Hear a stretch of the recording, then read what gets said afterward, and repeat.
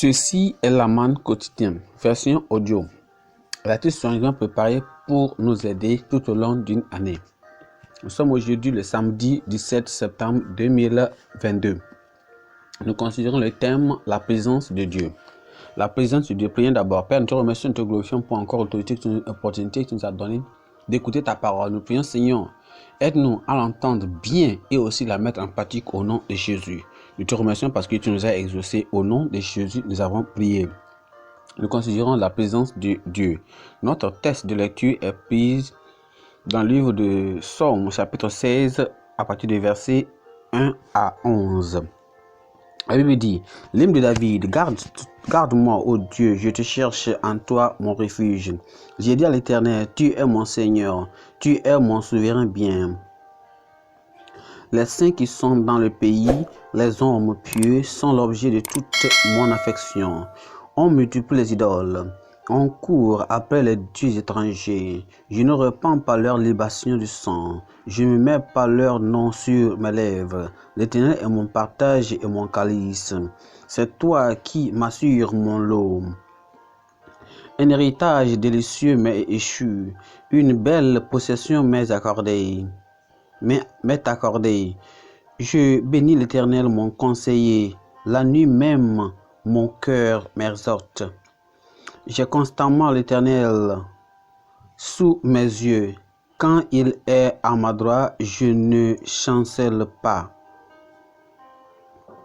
Aussi mon Seigneur est dans la joie, mon esprit dans l'allégresse et mon corps repose en obscurité. Car tu ne livreras pas mon âme au séjour des morts, tu permettras pas que ton bien-aimé voie la corruption.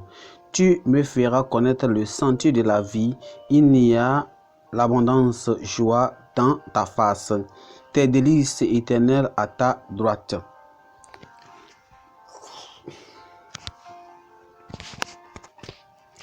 Notre verset clé se trouve dans le verset 8 qui dit « L'Éternel, j'ai toujours mis l'Éternel devant moi parce qu'il est à ma droite et je ne serai pas ébranlé. » Dieu, allons dans le message. David étant entouré dans la vie d'ennemis menaçants, selon notre texte, l'ont conduit à faire de Dieu son refuge. Il a dit à Dieu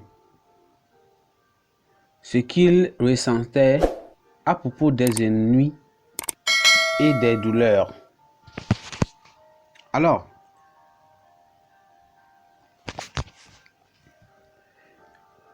que la vie lui faisait subir. Malgré la présence des ennemis, la connaissance et la réalisation de la présence de Dieu lui donnait confiance.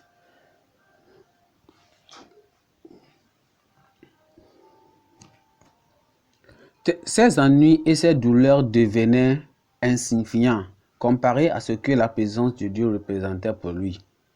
Cela l'a aidé à persévérer jusqu'à la fin. La présence de Dieu permet à ses enfants d'accomplir de grandes choses dans la vie et de faire face aux situations désagréables de la vie. Il apporte la piété, la faveur, la protection, la paix, la joie, les privilèges et la confiance.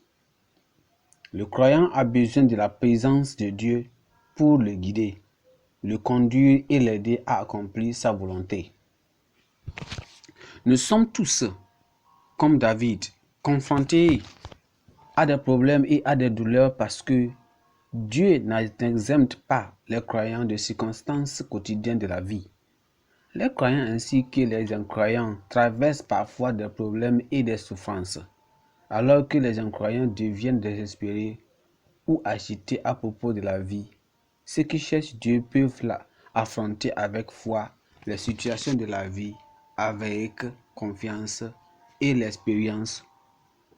Au fur et à mesure que le croyant grandit dans sa marche avec Dieu, il comprend ses exigences et ses normes pour sa vie quotidienne. Il vit et marche dans la piété et la crainte devant le Seigneur. Cela continue d'attirer l'aide divine, qui est le garde joyeux et victorieux à travers tous les ennuis.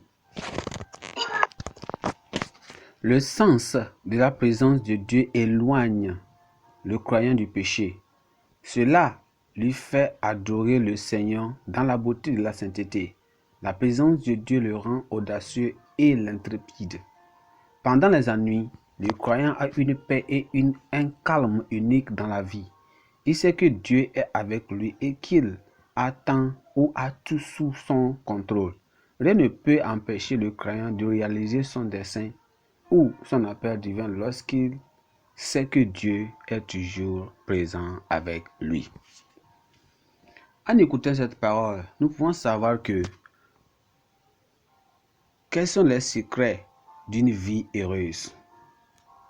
Premièrement, nous allons voir que même d'abord, avant de savoir les secrets d'une vie heureuse, nous devons savoir qu'est-ce qu'une vie heureuse. Une vie heureuse, premièrement, peut se décrire comme un héritage délicieux, mais échu. C'est ça que David a dit dans le verset 6.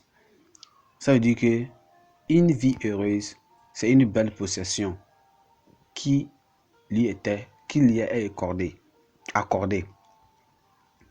Il reçoit aussi régulièrement des conseils et des instructions de Dieu. Le verset 7.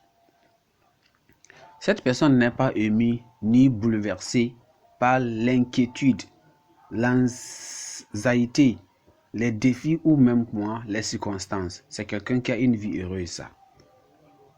C'est quelqu'un qui a une vie heureuse. Sa vie est caractérisée par quoi? Il a un cœur, ou bien son cœur est toujours joyeux et se réjouit toujours dans le Seigneur. Il y a toujours un repos constant dans son âme. Il a aussi l'expérience et l'assurance de demeurer avec Dieu dans l'éternité par la résurrection. Ma question, c'est vous demander, avez-vous une vie heureuse?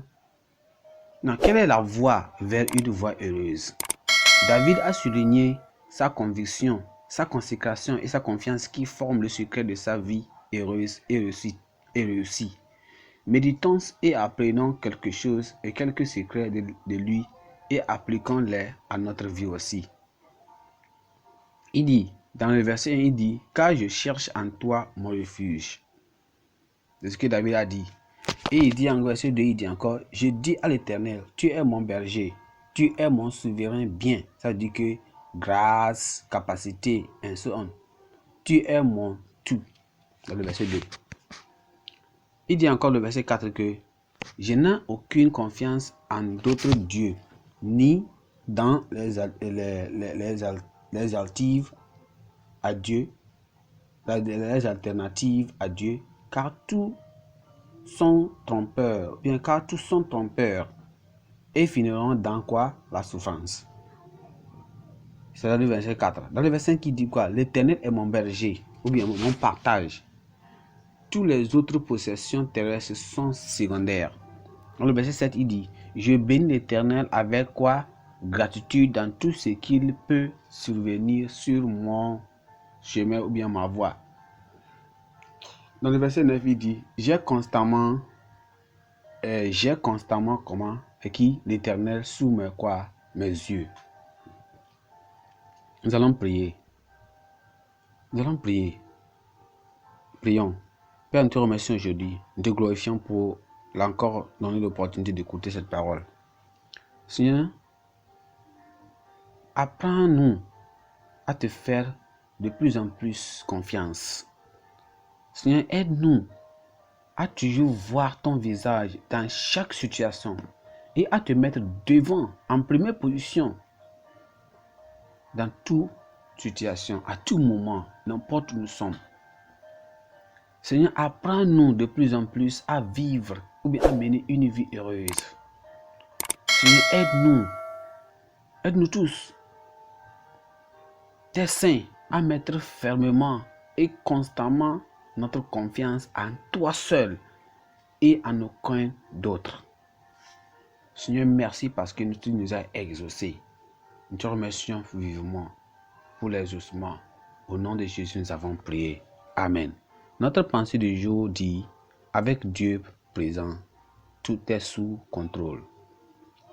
Avec Dieu présent, tout est sous contrôle.